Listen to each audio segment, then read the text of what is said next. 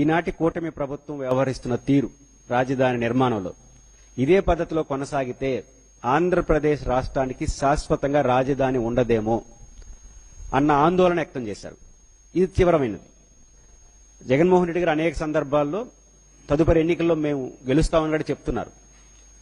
అలాంటి భవిష్యత్ ముఖ్యమంత్రిగా అయ్యే అవకాశం ఉన్న వారే ఇంత ఆందోళన వ్యక్తం చేసినారంటే ఏం జరుగుతా ఉంది రాజధాని నిర్మాణంలో అని రాష్ట్ర ప్రజలు కూడా ఆలోచించాల్సిన అవసరం ఉంది.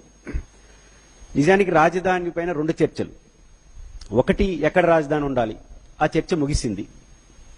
ఇప్పుడు ఎలాంటి రాజధాని నిర్మాణం చేయాలి, దానికి ఎంత ఖర్చు పెట్టాలి, దాన్ని ఎలా ముందుకు తీసుకెళ్లాలనే చర్చకి ఇది సరైన సమయం. చాలా మంది ఇంకా ఎందుకు వివాదం చేస్తున్నారని మాట్లాడేవారు ఉన్నారు. అది సరైనది కాదు. వివాదం ఎప్పుడవుతుంది, మళ్ళీ రాజధాని ఎక్కడ పెట్టాలనే చర్చ అయితే వివాదం అవుతుంది. రాజధాని నిర్మాణం ప్రారంభమైన దశలో ఎలా నిర్మాణం చేయాలి, ఎంత ఖర్చు పెట్టాలి, ఎలాంటి కార్యాలయాలు కట్టుకోవాలి అనే దానిపైన, లేదా ప్లేస్లో అటు ఇటు మార్పులు ఏమైనా చేసుకోవాలని డిజైన్లో అనేదానికి ఇది సరైన సమయం. నిర్మాణ దశలు పునాది దశలో ఉన్నప్పుడే మనం అన్ని మాట్లాడుకోవాలి. అయిపోయిన తర్వాత చేయగలిగింది ఏముండదు. అందువల్ల ఇది సరైన సమయంగానే నేను భావిస్తున్నాను. ప్రధానంగా రాజధాని నిర్మాణానికి సంబంధించి అనేక అంశాలు చర్చనీయాంశం అవుతున్నాయి. ప్రభుత్వం అనుసరిస్తున్న విధానం అనుమానాలకు తావిస్తూ ఉంది. కూటమి ప్రభుత్వం అధికారంలోకి రాకముందు ప్రతిపక్ష పార్టీగా ఏం చెప్పారు? ఇప్పుడు అందుబాటులో ఉన్న 54,000 ఎకరాల్లో అద్భుతమైన మహానగరాన్ని నిర్మిస్తాం, ఏకైక రాజధానికి అమరావతి ఉందని చెప్పారు. అధికారం వచ్చిన తర్వాత 2024 జూన్ జూలైలో వైట్ పేపర్ రిలీజ్ చేశారు. అనేక వైట్ పేపర్ రిలీజ్ చేశారు. రాజధాని పైన కూడా వైట్ పేపర్. దాంట్లో 90% గత ప్రభుత్వాన్ని విమర్శించడానికి టైం కేటాయించారు. 10% లో చెప్పింది ఏంటి? ఇక్కడ అద్భుతాలు చేయబోతాం, ఇది సెల్ఫ్ సఫిషియెంట్ రాజధాని కాబోతుంది, రాష్ట్రానికి భారం కాదు, మంచి రాజధాని, మంచి నగరం నిర్మిస్తా అని చెప్పారు. ఇప్పుడు లేటెస్ట్ గా ఏం చెప్తున్నారు? మరో 50,000 ఎకరాలు కానీ తీసుకోకపోతే అది జస్ట్ లైక్ మున్సిపాలిటీ అవుతుంది అంటున్నారు. అంటే డిజైన్ లో ఇన్ని మార్పులా? 2 years పరిధిలో ఒక మహానగరాన్ని నిర్మించాలనుకుంటున్న మీరు 3 రకాల కుప్పకింతలేంటి? ఫస్ట్ అద్భుత రాజధాని అంటారు, తర్వాత ఇదే చాలంటారు. ఇప్పుడు మరో 50,000 ఎకరాలు కానీ ఇవ్వకపోతే ఇది మున్సిపాలిటీ అయిపోతుందని చెప్పడంలో ఆంతర్యం ఏమిటి? ఇంకా ఇన్ని డిజైన్లు మార్చబోతారు. ఒక డిజైనా, ఇన్ని డిజైన్లు మార్చు. డిజైన్లోనే ఆలోచనలని పరస్పరం విరుద్ధంగా ఉంటే అనుమానాలు రాకుండా ఎట్లా ఉంటాయి? కానీ ప్రభుత్వం ఇప్పటికైనా రాజధానిని మీరు ఏం చేయబోతున్నారో వైట్ పేపర్ ఇప్పటికైనా రిలీజ్ చేయండి. ఈ వైట్ పేపరే ఫైనల్ వైట్ పేపర్ కావాలి ప్రభుత్వానికి, మళ్ళీ ఇంకొక వైట్ పేపర్ కాదు. కానీ ప్రభుత్వం వివిధ సందర్భాల్లో వైఖరులు మార్చుకుంటున్న నేపథ్యంలో ఈ డిమాండ్ చేయాల్సి వస్తోంది. మొదటి అంశం. అదేవిధంగా అప్పులకు సంబంధించి, దీని నిర్మాణానికి సంబంధించి కీలక అంశాలు ప్రస్తావించాలి. ఒకటి, అమరావతి రాజధానిని ప్రభుత్వం ఏం చెప్తా ఉంది? ఇది సెల్ఫ్ సఫిషియెంట్ రాజధాని, రాష్ట్రానికి భారం కాదు, పైపెచ్చు రాష్ట్రానికి ఆదాయ వనరుగా మారుతుందని చెప్పారు. పయ్యావుల కేశవ్ గారు పెట్టినటువంటి బడ్జెట్లో, ప్రీవియస్ బడ్జెట్లో నూతన రాజధాని అమరావతి సెల్ఫ్ సఫిషియెంట్ రాజధానిగా నిరూపించుకునేసింది. ₹1 కూడా ప్రభుత్వం నుంచి ఖర్చు పెట్టాల్సిన అవసరం లేదని అసెంబ్లీలో ప్రకటించి, అదే బడ్జెట్లో 4వ పేజీలోనూ 5వ పేజీలో అనుకుంటాను 6,000 కోట్లు కేటాయిస్తూ ప్రతిపాదన చేశాడు. మొదటి పేజీలో ఏమో ఈ సెల్ఫ్ సఫిషియెంట్ రాజధాని అంటారు, తర్వాత పేజీలో 6,000 కోట్లు కేటాయిస్తారు. ఎట్లా సెల్ఫ్ సఫిషియెంట్ అవుతుంది? ఇప్పటి వరకు దాదాపు 10,000 నుంచి 12,000 కోట్ల రూపాయలు రాజధానిలో వెచ్చించారు. దీంట్లో ₹10 సెల్ఫ్ సఫిషియెంట్ రాజధాని నుంచి వచ్చిందా? ప్రభుత్వం చెప్పాలి. 10 నుంచి 15,000 కోట్లు ఖర్చు పెట్టారు. మరోవైపు 5-6 బ్యాంకుల నుంచి 47,000 కోట్ల రూపాయలు అప్పులు తీసుకోవడానికి అగ్రిమెంట్ చేసుకున్నారు. వస్తాయి 47,000 కోట్లు. ఇది FRBM లిమిట్స్ దాటేసి కేంద్ర ప్రభుత్వంతో తనకున్న పలుకుబడిని ఉపయోగించుకొని అమరావతి కోసమే ప్రత్యేకంగా చేసి 47,000 కోట్లు. అంటే మన కళ్ళ ముందు ఇప్పుడే 60,000 కోట్ల రూపాయలు కనిపిస్తా ఉంది. 60,000 కోట్ల రూపాయలు. ఇప్పటి వరకు రైతులకు ఒక్క ప్లాట్ కూడా ఇవ్వలేదు. 1,09,000 ప్లాట్లు ఇవ్వాలి.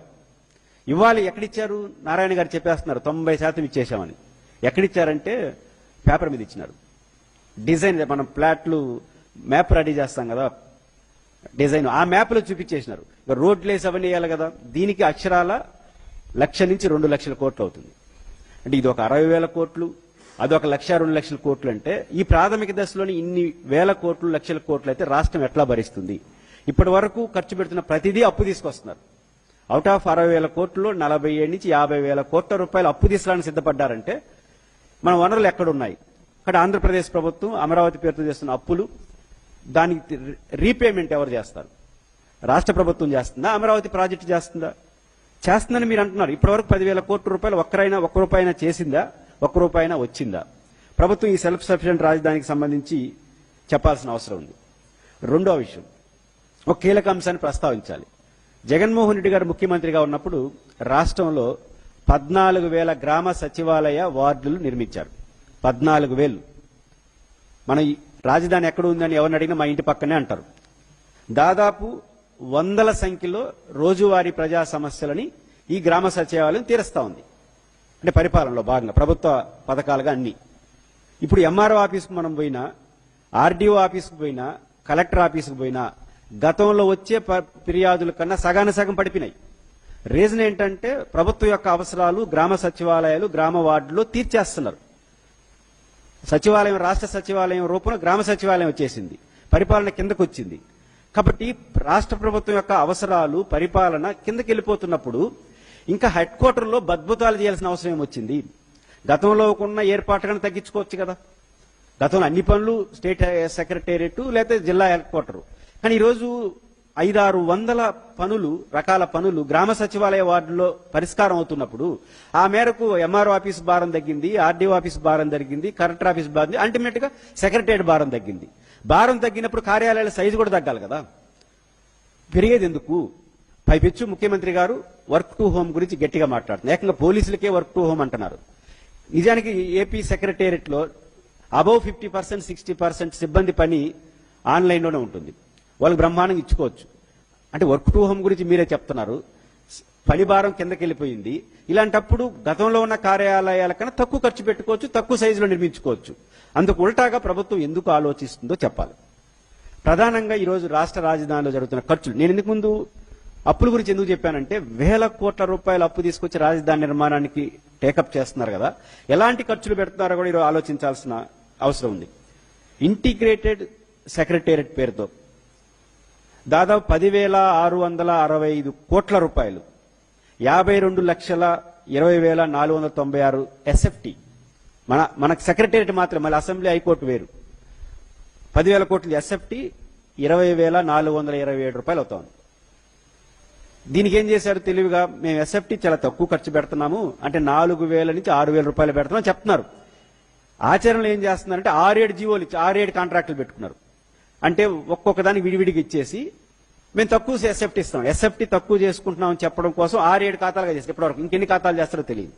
గ్లాస్ ఫిట్టింగ్ అని, ఎలివేషన్ అని, లిఫ్ట్లు అని, మౌలిక వసతులు అని, ఇన్ని చేస్తారా కాంట్రాక్ట్? మొత్తం సెక్రటరీకి ఎంత అవుతుందో చెప్పొచ్చు కదా. లెక్క వేసుకుంటే దాదాపు 20,000 రూపాయలు ఇప్పటికీ. ఇంక కొత్తగా ఏమేమి మార్పులు చేస్తారో తెలియదు. మన రాష్ట్ర పరిస్థితి 2 తెలంగాణ తీసుకోండి, 8,58,000 ఎస్ఎఫ్టీలో 617 కోట్ల రూపాయలతో సెక్రటేరియట్ ఐకానిక్ బిల్డింగ్ ఉంది. తెలంగాణ సెక్రటేరియట్ 8,58,000 ఎస్ఎఫ్టీలో 617 కోట్లతో. భారత పార్లమెంట్, ఈ దేశ ప్రజాస్వామ్యానికి గుండికాయ లాంటి పార్లమెంట్ 65,000 ఎస్ఎఫ్టీలో 1,200 కోట్లతో ఉంది. 1,200 కోట్ల ఖర్చు పెట్టి. తమిళనాడు మన రాష్ట్రానికి రెండింతల రాష్ట్రం. ఆ రాష్ట్ర నూతన సెక్రటరీ బహుశా జయలలిత గారు దాన్ని హాస్పిటల్కి ఏదో ఇచ్చేసినట్టున్నారు. ఏదినప్పటికీ ఆ సెక్రటేరియట్ 8 లక్షల చదరపు అడుగుల్లో పెట్టారు. మనకన్నా రెండింతలు తమిళనాడులో 8 లక్షల చదరపు మీటర్లు, భారత పార్లమెంటు 65,000 చదరపు మీటర్లు, తెలంగాణ సెక్రటేరియట్ 8,58,000 చేశారు. అన్నిటికన్నా మించి అమెరికా దేశ అధ్యక్షుడు భవనం, పరిపాలనా భవనం, వైట్ హౌస్ అంతా కలిపితే